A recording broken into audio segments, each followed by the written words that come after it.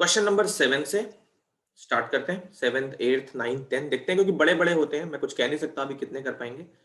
7th 8th 9th 10th तक तो कोशिश करते हैं एटलीस्ट करें जल्दी जल्दी, बट अच्छे से करना है। 7th 8th 9th 10th पहले 7th करते हैं। ओके,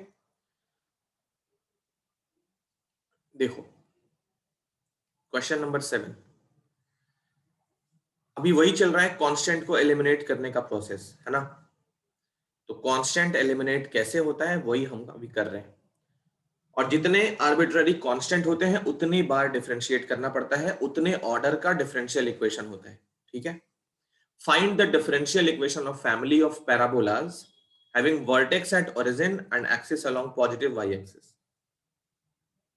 तो पहले उसका इक्वेशन लिखना पड़ेगा, उन फैमिलीज का, उस फैमिली का इक्वेशन लिखना पड़ेगा। उस फैमिली में बहुत सारे मेंबर्स होंगे, x, x dash, y dash, ये रहा वाई। क्या कह रहा है ये? पैराबोला का वर्टेक्स ओरिजिन पे है और इसकी जो एक्सिस है वो अलोंग वाई एक्सिस है। तो ये है ना। बताओ इस पैराबोला का इक्वेशन क्या होगा? X square equal to 4ax। क्या? X square equal to 4y(x). Sorry 4ay ना। हाँ सॉरी 4ay, क्या बोलता रहता हूँ।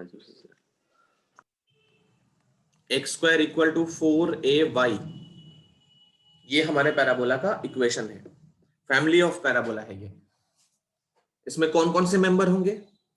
इसमें वो मेंबर होंगे, वो सारे पैराबोला जिसके मेंबर होंगे जिनका वर्टेक्स ओरिजिन पे हो और जिनकी एक्सिस वाई पे होगी। ठीक, कितने आर्बिट्ररी कांस्टेंट है? एक ही है, ए है सर, ए दिख रहा है। तो dy बाई डी एक्स में ही काम निपट जाएगा। डिफरेंशिएट करें इसको, एरो का मतलब differentiating with respect to x। Equation 1 2 ये सब मेंशन करते रहना। तो इसको डिफरेंशिएट किया, ये मिल गया 2x, RHS पे 4a कांस्टेंट, y का क्या हो गया? y डैश लिखते हैं, dy बाई dx भी लिख सकते हैं, y डैश लिखते हैं। इसको बना लिया इक्वेशन नंबर 2। अब y डैश तो आ गया है, a को कैसे हटाएं? क्योंकि एक बार डिफरेंशिएट कर लिए, अगली बार नहीं करेंगे, अब डिफरेंशिएट नहीं करना है, ठीक है ना। तो यहां पे a की जगह पे क्या कर सकते हो, उससे पहले एक काम कर लो, 2 का टेबल पढ़ लो। तो x equal to 2a y dash, इसको बना लो इक्वेशन नंबर 2। अब a की जगह पे इक्वेशन 1 से वैल्यू फाइंड करके यहां पे डाल दो, काम खत्म। तो इस वाले से निकालो a की वैल्यू क्या होगी, a इनफैक्ट 2a की वैल्यू निकाल लो। तो एक्स स्क्वायर बाई 2y, ये हो गया ना 2a की वैल्यू। तो x इक्वल टू 2a की जगह पे x square by 2y into y dash. बोलो क्लियर है? Yes sir. तो ये क्वेश्चन छोटा निकल गया। देखो x से ये x कट गया है ना, तो ये क्या क्या हो गया? 2y equal to X Y dash. अब X Y dash minus 2y equal to 0, ये हमारा आंसर हो गया। X Y dash minus 2y equal to 0, ये हमारा आंसर हो गया। क्वेश्चन नंबर 7 जल्दी में निपट गया, कर लो कॉपी। एक क्वेश्चन मैं करने को दूंगा आज, ठीक है, तो ध्यान रखना 8th 9th 10th में से ही एक होगा।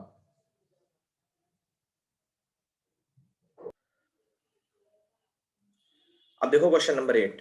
तो 8 और 9 एक जैसे हैं, ठीक है, 8 और 9 एक जैसे हैं। क्यों ऐसा बोल रहा हूं मैं? देखो 8 में दोनों का इक्वेशन लिखते हैं, फिर ये प्रूव हो जाएगा कि दोनों एक जैसे होंगे।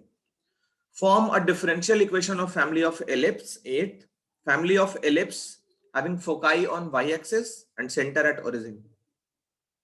तो एलिप्स दो टाइप का होता है, देखो, एक तो हमारी ये वाली एलिप्स होती है, हाँ, इसको क्या बोलते हैं? Horizontal ellipse. और एक होती है वर्टिकल एलिप्स, हाँ। ऐसे वाली। हम वर्टिकल यूज करेंगे ना इस पर। वर्टिकल यूज करेंगे, वेरी नाइस। इस वाले एलिप्स का इक्वेशन होता है x square by a square plus y square by b square equal to 1। और इस वाले का इक्वेशन होता है x square upon b square plus y square upon a square equal to 1। ऐसा क्यों चेंज होता है? तो जो प्रिंसिपल एक्सिस होती है, प्रिंसिपल एक्सिस मतलब ये एक्स एक्सिस इसकी एक्सिस है एलिप्स की, तो ये होता है एक्स वाले के नीचे। कहने का मतलब एक्स एक्सिस अगर डोमिनेट कर रही है, एक्स एक्सिस अगर डोमिनेट कर रही है, तो मेजर एक्सिस निकालते हैं ना, ए जिसके हाँ नीचे होगा, ए स्क्वायर जिसके नीचे होगा वो करेक्ट, मेजर एक्सिस वही और होगा। दूसरी माइनर एक्सिस। तो ए मतलब एक्चुअली यहां बड़ा पर होना चाहिए बी से। हाँ कह सकते हो। तो एक्स स्क्वायर के नीचे ए है, इसमें एक्स स्क्वायर के नीचे बी है, तो हमारी एलिप्स जो बोल रहा है वो कौन सा है, फोकाई वाई एक्सिस पे, मतलब ये वाली एलिप्स है। अच्छा सर, ऐसे लिख सकते हैं हम x square by a square plus y square by b square equal to 1 where b is greater than a। लिख सकते हो, बिल्कुल लिख सकते हो, बिल्कुल लिख सकते हो। आर डी शर्मा में ऐसे ही दिया है, उनका एक ही इक्वेशन है, और ए बड़ा है बी से, ए छोटा है बी से, दो केसेस में उन्होंने पढ़ा है, इक्वेशन उनका सेम रहता है। कर सकते हो, बिल्कुल कर सकते हो, इसमें कोई कंफ्यूजन मत रखना, ठीक है। क्लास 11 में मैंने बहुत लंबा लेक्चर दिया इस पे, ओके। तो दोनों में से दोनों करेक्ट है। अभी हमारा कौन सा इक्वेशन यूज करना है एर्थ में, ये वाला। तो ये एर्थ बन गया। अब नाइन्थ का देखो, नाइन्थ में form a differential equation of family of hyperbolas having foci on x axis and centre at origin. ये तो सिंपल है, x square by a square minus y square by b square equal to 1। तो इस वाले को और इस वाले को हमें डिफरेंशियल इक्वेशन फाइंड करना है। दोनों में कितने बार डिफरेंशिएट होगा, दो बार, ए और बी दो दो कांस्टेंट। बार होगा। तो ये वाला मैं करता हूं, ये वाला अभी करना है, ठीक है। एर्थ देख लो अच्छे से, और फिर 10th कर लेंगे, उसके बाद देखते हैं कितना टाइम बचता है। तो एर्थ करते हैं पहले, देखना। सर आपने बता ही दिया तो कर ही लें खुद ही। कोशिश करोगे? हाँ। चलो तो फिर एर्थ करो पहले, मैं भी कर रहा हूं बोर्ड पे, कहीं भी परेशानी होगी तो बोर्ड से देख लेना, मैं कुछ बोलूंगा नहीं, ठीक है। चुपचाप करना, जहां दिक्कत आएगी बोर्ड पे देख सकते हो। ओके। चलो शुरू हो जाओ।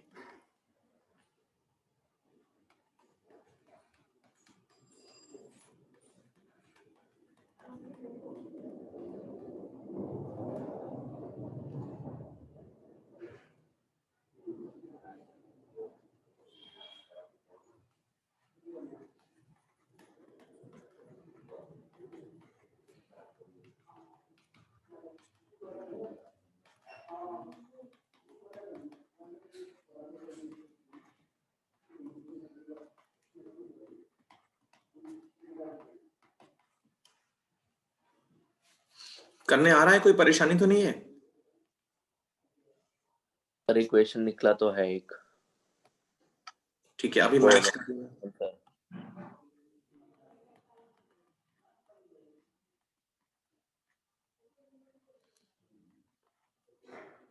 अभी मैच कर लेना।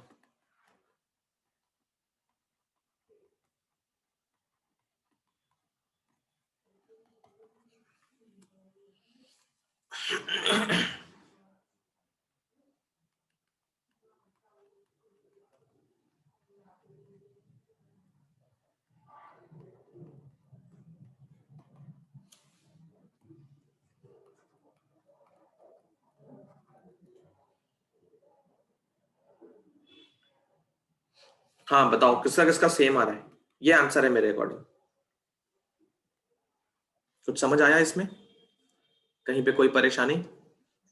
नहीं, मेरा आंसर तो सेम नहीं आ रहा। मेरा तो y double dash y plus y double dash equal to 2y dash आ रहा है। रुको, क्या आ रहा है?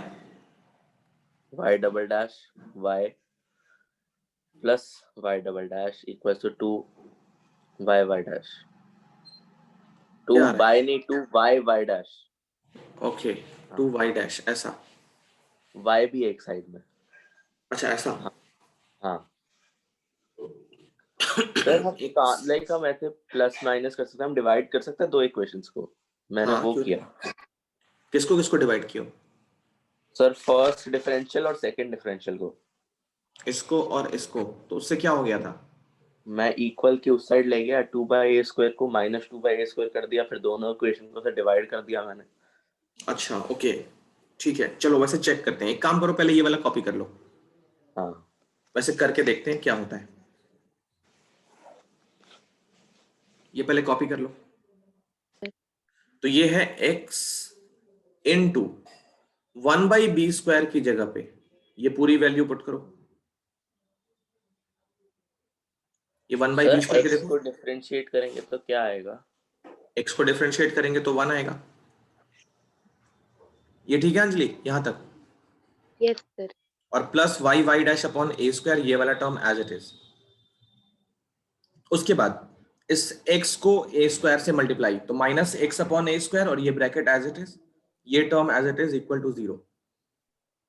इन दोनों में एलसीएम ले लो, डिनोमिनेटर सेम था इसलिए, तो a² हो गया एलसीएम। अब ये नेगेटिव टर्म है, तो ये y डैश वाला टर्म पहले लिख लिया, पॉजिटिव था, -x और ये bracket as it is. a² को उधर ट्रांसपोज कर लो, खत्म। ये हो गया y डैश x y और y डबल डैश, और ये माइनस के साथ x y डैश का स्क्वायर। अब जो लीडिंग कोएफिशिएंट है, लीडिंग कोएफिशिएंट मतलब y डबल डैश हमारा हाईएस्ट ऑर्डर डेरिवेटिव है, उसको पॉजिटिव कर लिया आगे, ये वाला टर्म पॉजिटिव और ये लास्ट में आके नेगेटिव। तो ये हो गया आंसर। सर आ गया समझ। ओके, एट्थ का एक और मेथड हो गया फिर तो। ये इक्वेशन गिवन थी, फर्स्ट डेरिवेटिव, ये सेकंड डेरिवेटिव, दोनों से हमने क्या किया है, 1/a² निकाल लिया, 1/a² दोनों से निकाल लिया, फिर उसको डिवाइड कर लिया। Very good. नाइन्थ वाला भी ऐसे ही करो। क्वेश्चन नंबर 9 तो करो, मैं भी साथ साथ करता हूं बोर्ड पे, मैं कुछ बोलूंगा नहीं।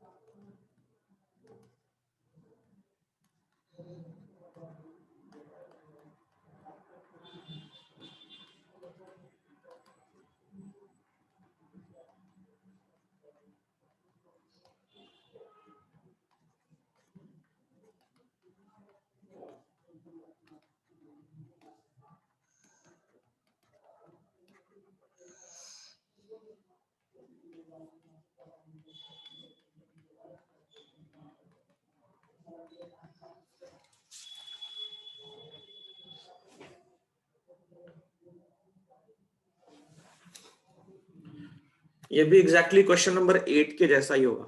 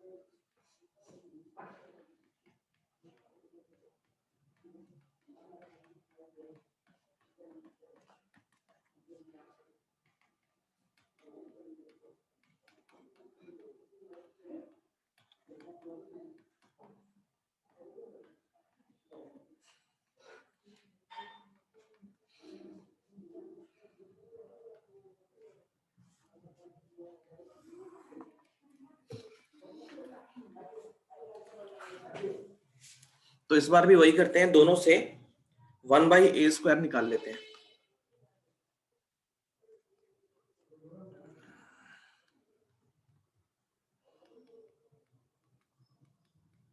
सर आ गया। बहुत बढ़िया, मैं भी बस, मेरा भी आंसर आने ही वाला है, तब तक मेरे एक बार कैलकुलेशन देखते रहना। ओके। राइटिंग तो पढ़ पा रहे हो ना? यस सर, आराम से।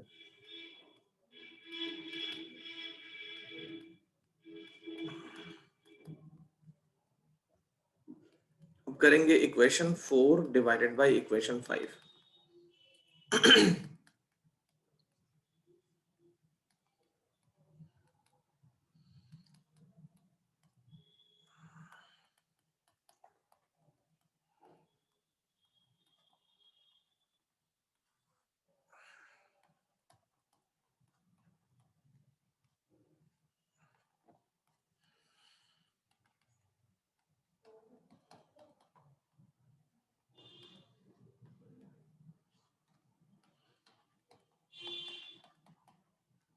तो एक ही बार में आंसर लिख लेते हैं, y डैश का स्क्वायर, अच्छा इनटू x करना है इसके साथ, x equal to y dash.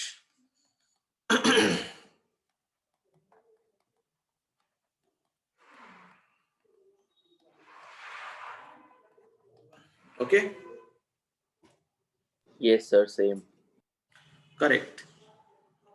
तो 9th क्वेश्चन करें, नहीं सॉरी 9th तो हो गया, अब 10th करें। Yes sir. अंजलि करने आया? यस सर, यस सर, हो गया। बहुत बढ़िया, चलो लास्ट क्वेश्चन करते हैं इस एक्सरसाइज का, 10th, फिर 11th 12th आराम से कर लोगे, एमसीक्यू है। एमसीक्यू तुम्हें वैसे भी करना है। Question number 10, form a differential equation of family of circles having center on y-axis and radius 3 units। तो सेंटर है y-axis पे, रेडियस है 3 यूनिट्स। चलो ड्रॉ करते हैं पहले सर्कल को, फिर उसका इक्वेशन लिखेंगे और उसके बाद उसका डिफरेंशियल इक्वेशन बनाएंगे। सेंटर y-axis पे, फिगर ड्रॉ करना जरूरी है ना? मतलब खुद के लिए होता है फिगर, ड्रॉ कर लोगे तो बहुत अच्छा फील आएगा कि हाँ क्वेश्चन में कर क्या रहे हैं। कई केसेस में तो ड्रॉ करना जरूरी है, मतलब जरूरी क्या है, कर लोगे तो, जैसे ज्योमेट्री है, बिना ट्रायंगल बनाए ABCD लिखोगे, थोड़ी सी परेशानी हो सकती है किसी को। हाँ। तो फिगर बनाओगे तो वहां रेडियस दिखा सकते हो, सेंटर दिखा सकते हो, है ना। तो इसका सेंटर 0,B ले लेते हैं। तो the equation of family of circles having center on y-axis and radius 3 units is given by, बताओ कैसे लिखोगे? सर्कल का इक्वेशन क्या होता है, x minus x nought square plus y minus y nought square equal to r square ना। अब x not y not क्या हो गया, 0,b। तो इस सर्कल का इक्वेशन हो गया x minus 0 whole square y minus b whole square equal to r square, मतलब 3 स्क्वायर। ठीक है, बोलो।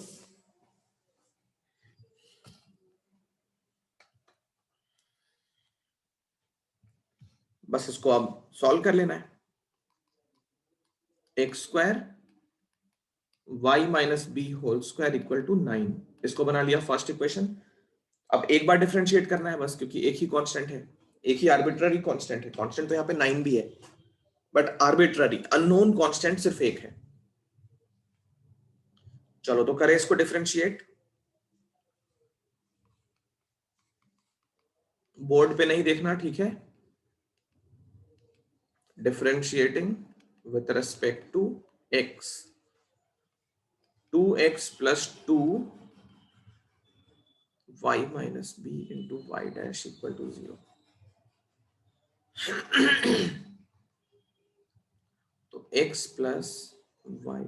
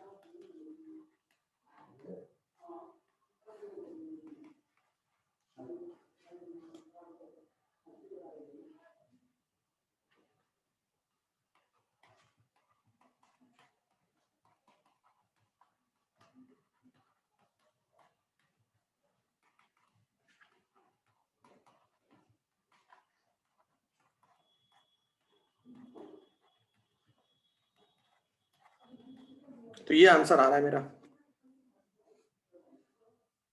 ठीक है, बोलो इतना आया? बस सिंपलीफाई कर रहा हूँ इक्वेशन। करो करो, करके वेरीफाई कर लेना। तो ठीक है, ये देखो एक्सरसाइज हमने कंप्लीट कर ली। अब इसका एमसीक्यू 11th और 12th तुम्हें कर लेना है। तो हमने क्या क्या कर लिया 9.1 से लेकर 9.3 तक। एग्जाम्पल कर रहे हो कि नहीं कर रहे हो?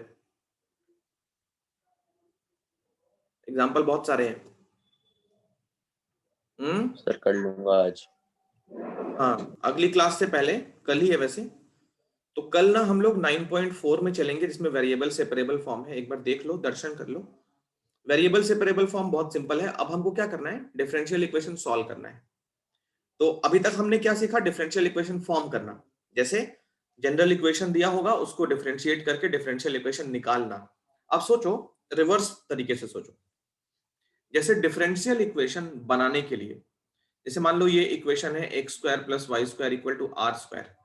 इसको डिफरेंशिएट कर लिया तो 2x 2y y dash equal to 0, y dash की वैल्यू निकाल लो या जो भी है। तो ये हमारा डिफरेंशियल इक्वेशन हो गया। तो यहां से यहां तक जाने के लिए हमने क्या किया, डिफरेंशिएट किया है।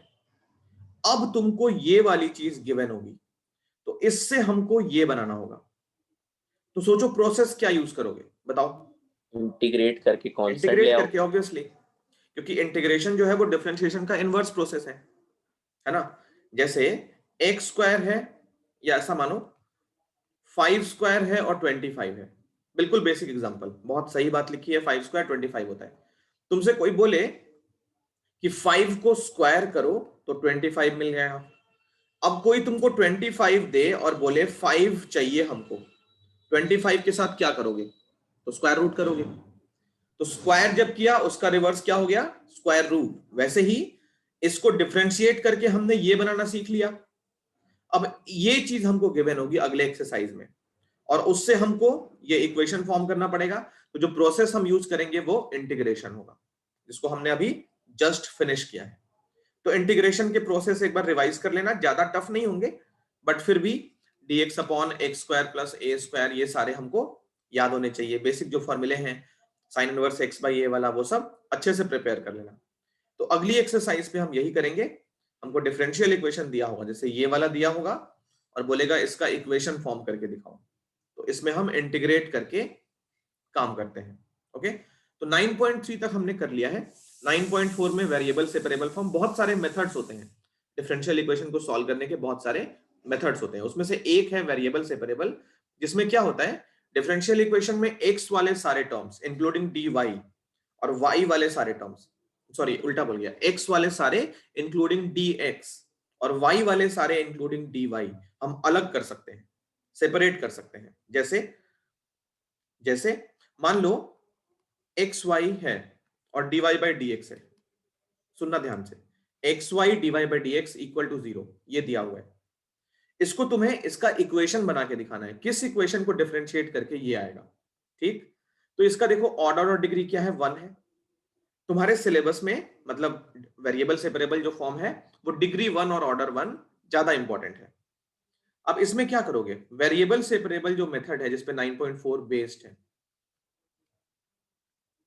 वेरिएबल सेपरेबल फॉर्म, इसमें क्या होता है y और dy को एक साथ और x और dx को एक साथ, अगर ये अलग अलग करना पॉसिबल है तो उन क्वेश्चंस पे वेरिएबल सेपरेबल फॉर्म लग जाता है।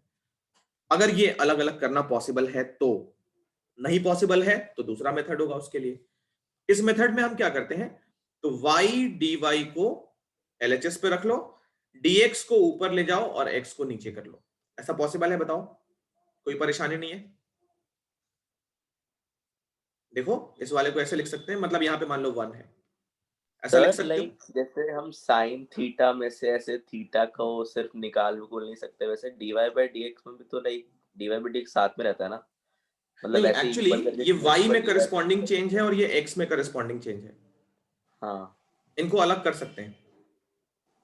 तुमने वो पढ़ा है ना फिजिक्स में, हाँ वेलोसिटी क्या फिजिक्स में होती करा है। है, बट मुझे आज तक रीजन नहीं समझ आया है कि क्यों कर रहे हैं हम, बिकॉज ये एक्चुअली dy by dx तो नहीं होता है ना, dy by dx बोलते हैं ना हम। तो y जब रखोगे ना तो ऊपर वाले फंक्शन को with respect to x differentiate कर रहे हैं। अब ये है क्या वो समझो, देखो अगर dx by dt लिख रहे हो, जस्ट इमेजिन, तो x में बहुत छोटा सा चेंज ऊपर लिखा है और टाइम में बहुत छोटा सा चेंज नीचे लिखा है, इन दोनों को अलग अलग कर सकते हैं,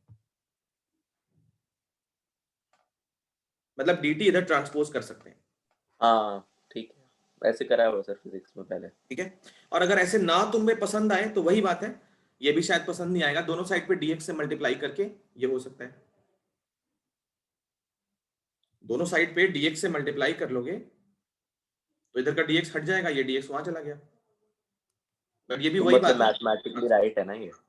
बिल्कुल राइट है, बिल्कुल राइट है। अब देखो कहने को राइट रॉन्ग तो ये भी तो परेशान तुम्हें कर सकता है, साइन एक्स अगर अल्फा है तो एक्स साइन इनवर्स अल्फा कैसे हो गया, साइन इनवर्स हो गया मतलब एक्स इंटू वाई था, तभी तो वाई एक्स का इनवर्स हुआ।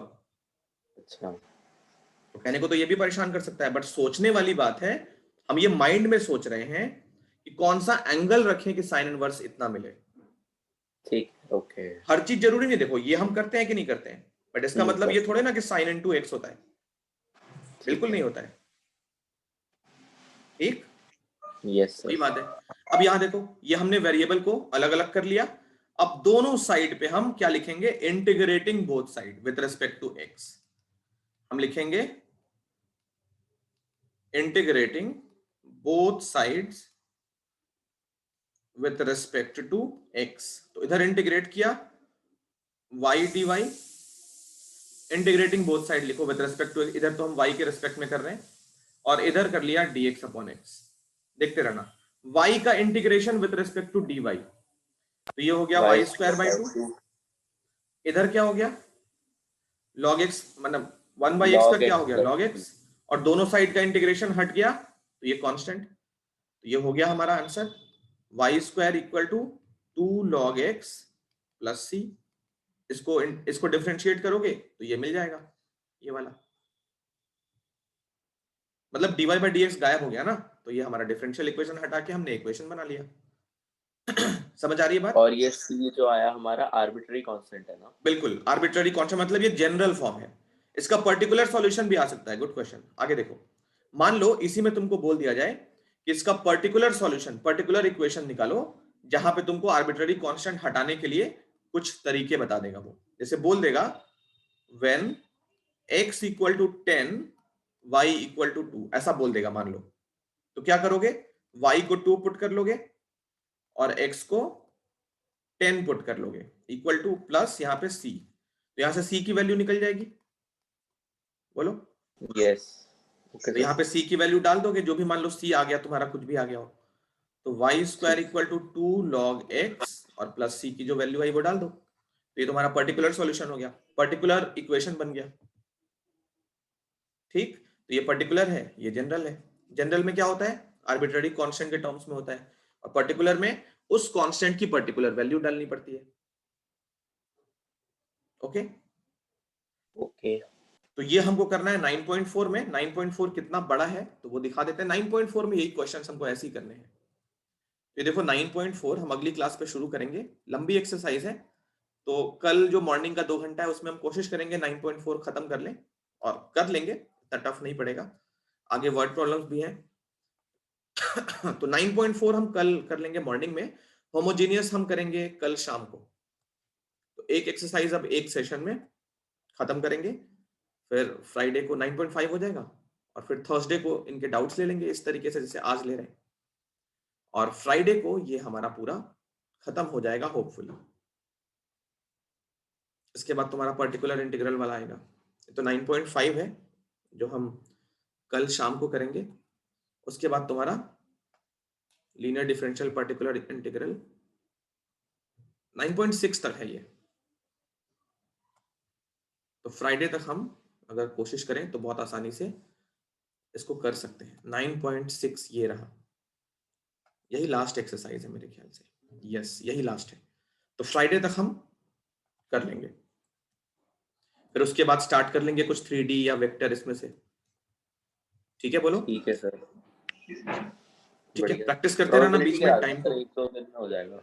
हाँ प्रोबेबिलिटी पहले करा देना, 1-2 दिन में ही हो जाएगा वो तो। प्रोबेबिलिटी पहले करनी है। हाँ मतलब चैप्टर ज्यादा हो जाएंगे ना फिर।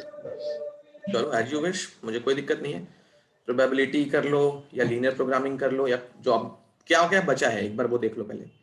अभी हमारा बचा है 3D, वेक्टर और प्रोबेबिलिटी और लीनियर प्रोग्रामिंग, ये 4 बचे हैं बस,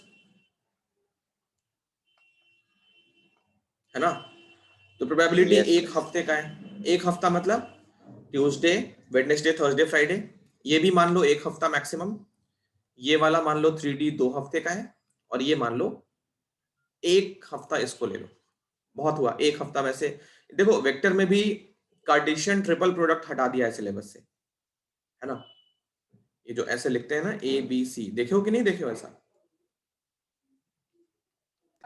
देखे हैं सर। ये वेक्टर ट्रिपल प्रोडक्ट है, ये हटा दिया सिलेबस से, बट थोड़ा सा पढ़ लेंगे कोई बात नहीं। तो ये हमारा प्रोसेस है। अभी हमको 2 हफ्ते 3 4 5 मतलब वही है, दिसंबर तो जा रहा है, जनवरी एंड तक हम कोशिश करेंगे खत्म करने की। तो हो जाएगा, बस रिवीजन करो अच्छे से, जो भी टाइम मिलता है उसको यूज करो।